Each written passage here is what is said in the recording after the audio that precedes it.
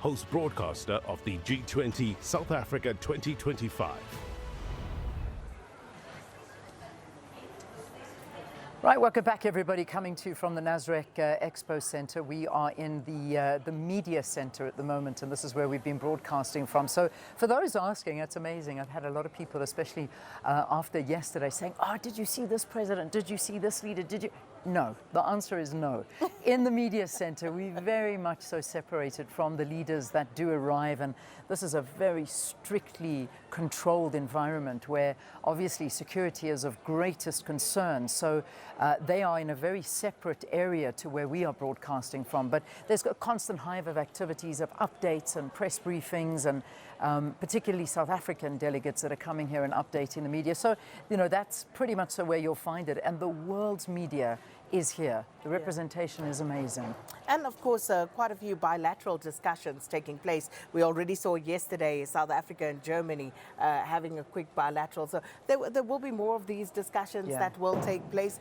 Some of the leaders here for a few days yet. So all of that taking place. And as Leanne said, we saw them the way you did. Exactly. Even though they are stone's throw away from us. Yeah. But a stone's throw away from us down below is, of course, where we find Sherwin Bryce-Pease. Absolutely. Yeah, and we brought him in all the way from the United States. all the way. But I mean, this guy must be exhausted, but he doesn't look it. He still comes in with lots of energy. Sherwin, we want to know where you get this energy from, because when I switched on and went to bed last night, you were still sitting here doing the things. And here you are this morning, looking bright and breezy again. Morning to you. Well, good Sunday morning to Leanne and Sakina. I get my energy from the South Africans around me, and working with a wonderful SABC team and seeing colleagues that you don't get to interact with from day to day has been a real energy boost for me. But also an energy boost has been the buoyed nature of how this summit kicked off on the first day. The opening session, a unanimous, a consensus adoption that really has, I think, put a spring in the step of no less the president of the G20, the president of South Africa, and his very hard-working team that has brought this summit this year to full fruition at the Leaders Summit. The focus, of course, today is going to be on a few things. Let me give you the rundown of what will be contained in that opening session, that closed session today. A fair and just future for all critical minerals. Haven't we talked a lot about the things that are under the feet of Africans on the continent, and what an important role critical minerals are going to play in an AI future? So they're going to start talking about that today. In terms of decent work is an SDG goal, SDG 8, and so critical minerals linked to decent work, and then a conversation on artificial intelligence, right? The raw materials, those critical minerals are absolutely critical to what artificial intelligence is going to look like. Data systems, communication systems, electric cars, and the list goes on, robotics. It's absolutely critical, and Africa has to harness the economic potential linked to what's under its feet, because the future is here, the AI future is here, and Africa cannot be left out in that. But of course that document, that outcome document was adopted yesterday, and so we know a little bit about what they're going to say around the issue of critical minerals. I'm just going to read you the opening paragraph under that subhead. We recognize that as the world economy is undergoing significant changes, including sustainable transitions, rapid digitization, and industrial innovations, the demand for critical minerals will increase. We note that the benefits associated with critical minerals have not been fully realized, and producer countries, African countries, right, among them, especially in the developing world, are confronted with challenges of underinvestment, limited value addition and beneficiation, lack of technologies, as well as socio-economic and environmental issues.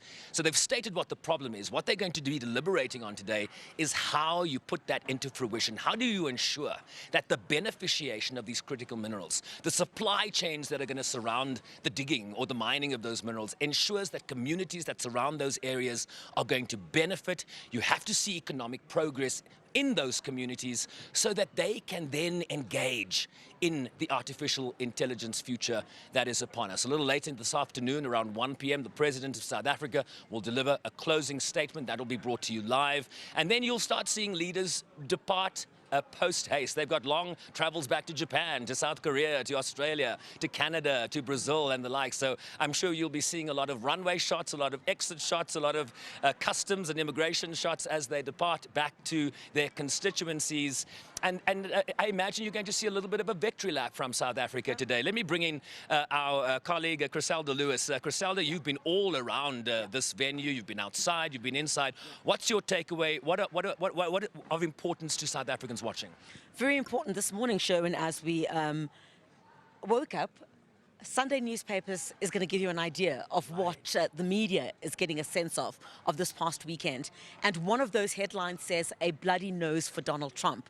Right? Isn't that the conversation that's going to be had over the next couple of days? This victory for South Africa, this victory for President Cyril Ramaphosa, in the nature and caliber of dignitaries that attended the G20, while there had been some calls for certain nations not to attend. So a bloody nose for US President Donald Trump. Those are some of the headlines that we're seeing at the this morning. But also, Sherwin, on the sidelines of the summit, it was very important for us to also delve into other issues. Many issues where South Africans on the sidelines felt this would be an important moment for them to raise their concerns. We saw a day prior to the start of the G20 a number of protests against gender-based violence, because these activists believed that this was the appropriate moment. I mean, the world's eyes were on South Africa, so why not take the opportunity to say, Mr. President, we're here. We're not trying to embarrass you in front of your visitors, but to say, this is not just a South African problem, it's a global problem. Perhaps high on the agenda of many of the global issues that you spoke about, let's put one of these also on that agenda. And of course, we saw some groups as well. There were designated areas shown that had been set aside for other groups to protest. Unfortunately, yesterday, we did see some violence break out between the South African Police Service and Operation Tudula, as well as MK Party members. They'd been designated a certain area to protest. And in that area, they wanted to move a bit closer. They said they were shoved to far away from where proceedings had been taking place. They wanted to be where the convoys would pass as they were carrying their placards. They wanted to be seen. They wanted to be seen. But of course, you know, the police said, this is a designated area. This is what we're only going to allow you. That's when we saw the fracas breakout. There was some dispensing of some rubber bullets. There were some people that were injured. And the police have now opened a case against Operation Tudula. One of the charges they're facing pertains to public violence and also assaulting a police officer, because one of the police officers was also injured in that incident. Let me just pay tribute to Griselda Lewis, because we were in studio yesterday when that thing got a little out of hand. And what did we see on camera? Griselda Lewis telling a cameraman to follow her as she darted into the protest. And so we saw. I didn't know she could run that fast. But just back to the media coverage of this opening day. I think I saw a headline in one of the publications here in South Africa saying Ramaphosa's masterstroke. I think there's been broad coverage of the adoption and really an affirmation of the process that South Africa has led. You heard also from the leaders here about the level at which South Africa engaged, the level of the work that Zane Dangle, the G20 Sherpa, ensued, the Foreign Minister, Ronald Lamola. They really had a spring in their step. You know, Vincent Magwenya, the presidential spokesperson, came down here to the media floor soon after that adoption, and he was surrounded. I can't tell you how many layers of journalists surrounded him. There's a picture I posted on social media. A good moment for South Africa, Griselda? Is that the initial takeaway here? 100%, Sherwin, in particular, because of what you know. When you left the United States of America and came to South Africa, I don't think you knew what you were going to find. In part because of what was happening behind the scenes, was there going to be such a huge reception?